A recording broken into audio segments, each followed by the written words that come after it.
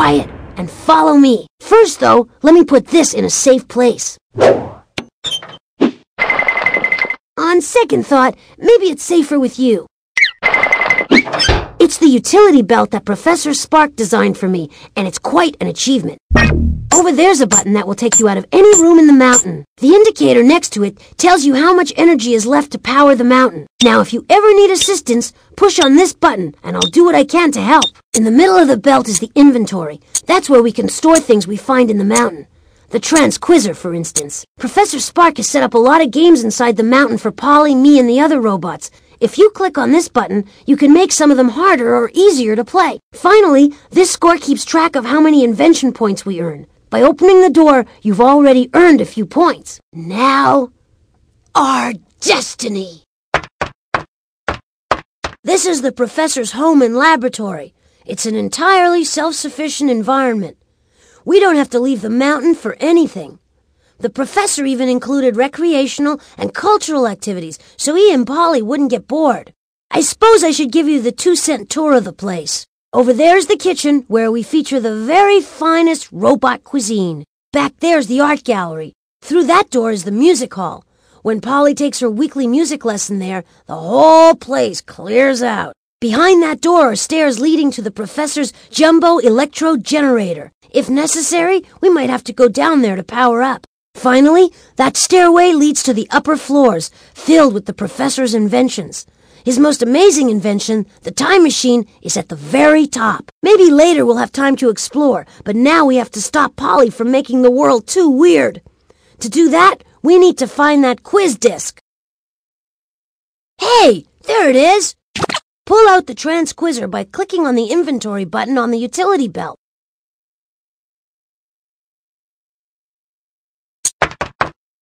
All right, it looks like the disc should be inserted in the slot near the top of the TransQuizzer. Good morning, Polly. I hope you've studied for the quiz today. You may have a lot of natural ability, but even geniuses need to study. That's Polly's teacher, Ms. Winkle. At that school on the hill, everything's state-of-the-art. All the quizzes are personalized, programmed, and videotaped by the teacher. Pretty cool, huh? Now, today's quiz is all about inventions and discoveries, something you should know plenty about, Polly. But no fair asking your father for help. See, everyone's impressed by the professor. There are 25 questions total, Polly. 5 on each of the 5 discs I've passed out to you and the rest of the class. That's 5 different levels. So, sit up straight, put on your thinking cap, and select your first question.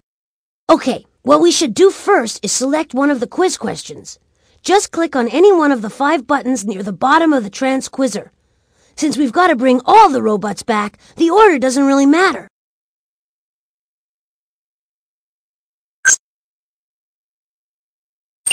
People once thought the Earth was the center of the universe and everything revolved around it. That's because when they looked up in the sky, the sun and the stars all appeared to be moving around the Earth. A nice idea, but appearances can be deceiving. Today we know that the Earth revolves around what? Miss Winkle, as everybody knows, I am the center of the universe. Yes, Polly, you're exactly right. The whole world revolves around you. Heavens, Polly is just too much to bear. She used to think she was the center of the universe. Now she really is. We need to go back in time and straighten this mess out, or life as we know it will change drastically. Click on the inventory button to put away the TransQuizzer.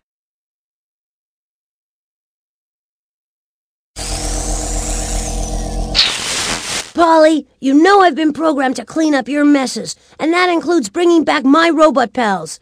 I know you won't tell me where they are, and how about a little hint? Well, it just so happens, Botley, that I realized long ago that you would try to mess up my work, so I covered my tracks by hiding clues all over the mountain. 4 clues total. You and your friend will have to find and collect them all, and even if you can find them all, which I highly doubt you can, you will still have to go to Daddy's time machine and figure out where I sent the robot if you expect to beat me.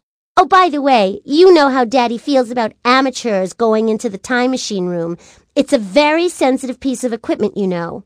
So, before a hunk of rusty bolts like you can get inside, you'll have to earn a bunch of invention points. 1,000 of them should just about do it for starters. Well, Polly, okay. It looks like we have no choice but to play by your rules, as unfair as they are. Just tell us what we need to find for this mission. Relax, Scutley. It won't be so bad. I sent Russian robot Cosmobot to put me in the center of the universe. You can get him back if you find these 4 clues. A pig, a sundial, a postage stamp, and a dollar bill.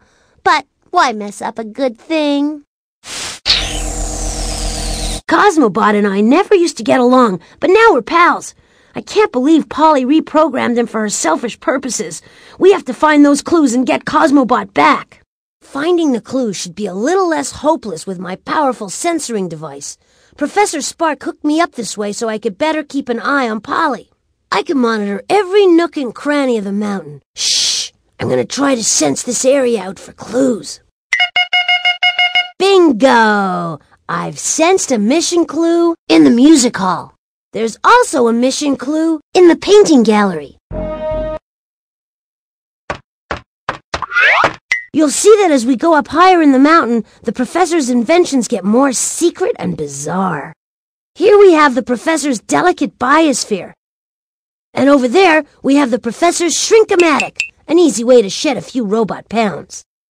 That tram there will take us even further up into the mountain, and to some of the professor's other inventions, including his famous time machine. If you want to go back to the first floor, click on these stairs. Quiet now. I'm going to sense out this area. Great! I've got a strong reading in the professor's biosphere.